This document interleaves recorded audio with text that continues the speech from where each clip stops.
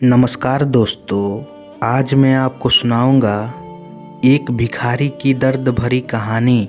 एक भिखारी रोज एक दरवाजे पर जाता और भीख के लिए आवाज़ लगाता और जब घर का मालिक बाहर आता तो उसे गंदी गंदी गालियाँ और ताने देता। मर जाओ, काम क्यों नहीं करते, जीवन भर भीख मांगते रहोगे। कभी कभी गुस्से में उसे ढकेल भी देता, पर भिखारी बस इतना ही कहता, ईश्वर तुम्हारे पापों को क्षमा करे। एक दिन सेठ बड़े गुस्से में था, शायद व्यापार में घाटा हुआ था। वह भिखारी उसी वक्त भीख मांगने आ गया। सेठ ने आओ देखा ना ताओ, सीधा उसे पत्थर दे मारा। भिखारी के सर से खून बहने लगे, फिर भी उसने सेठ से कहा, ईश्वर तुम्हारे पापों को क्षमा करे, और वहाँ से जाने लगा। सेठ का थोड़ा गुस्सा कम हुआ तो वहाँ से सोचने लगा, मैंने उसे पत्थर से भी मारा पर उसने बस दुआ दी। इसके पीछे क्या रहस्य है, जानना पड़ेगा। और वह भिखारी के पीछे चलने लगा। भिखारी जहाँ भी जाता सेठ उसके पीछे जाता।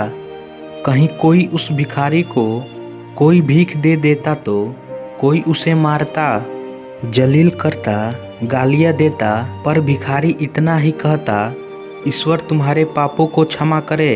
अब अंधेरा हो चला था। भिखारी अपने घर लौट रहा था। सेठ भी उसके पीछे था। भिखारी जैसे ही अपने घर लौटा, एक टूटी फूटी खाट पर एक बुढ़िया सोई थी जो भिखारी की पत्नी थी। जैसे ही उसने अपने पति को देखा, उठ खड़ी हुई और भीख का कटोरा देखने लगी। उस भीख के कटोरे में मात्र एक आधी बासी रोटी थी। उसे देखते ही बुढ़िया बोली, बस इतना ही और कुछ नहीं, और आपका सर कहाँ फूट गया। भिखारी बोला, हाँ बस इतना ही, किसी ने कुछ नहीं दिया, सबने गालियाँ दी, पत्थर मारे, इसलिए ये सर फूट गया। भिखारी ने फिर कहा, सब अपने ही पापों का परिणाम है। याद है ना तुम्हें, कुछ वर्षों पहले हम कितने रईस हुआ करते थे, क्या नहीं था हमारे पास, पर हमने कभी दान नहीं किया। याद है तुम्हें। वो अंधा भिखारी। बुढ़िया की आंखों में आंसू आ गए और उसने कहा, हाँ, कैसे हम उस अंधे भिखारी का मजाक उड़ाते थे, कैसे उसे रोटियों की जगह खाली कागज रख देते थे, कैसे हम उसे जलील करते थे, कैसे हम उसे कभी कभी मारो ढकेल देते थे। अब बुढ़िया ने कहा, हाँ सब याद है मुझे, कैसे मैंने भी उसे राह नहीं दिखाई और घर के बने नाले में गिरा दिया था।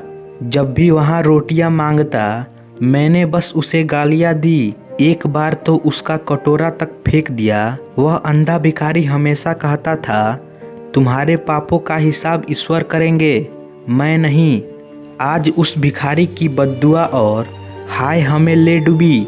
फिर भिखारी ने कहा, पर मैं किसी को बद्दुआ नहीं देता, चाहे मेरे साथ कितनी भी बदसलूकी क्यों न हो, मेरे होठों पर हमेशा दुआ रहती है। मैं अब नहीं चाहता कि कोई और इतने बुरे दिन देखे।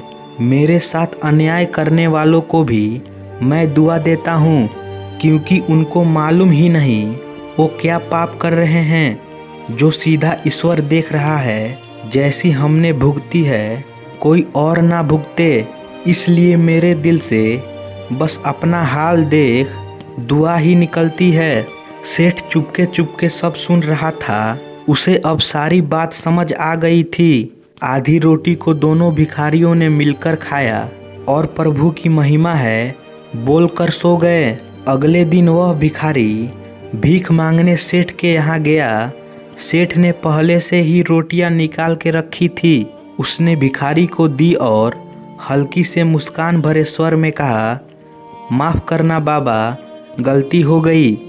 भिखारी ने कहा, ईश्वर तुम्हारा भला करे, और वो वहाँ से चला गया।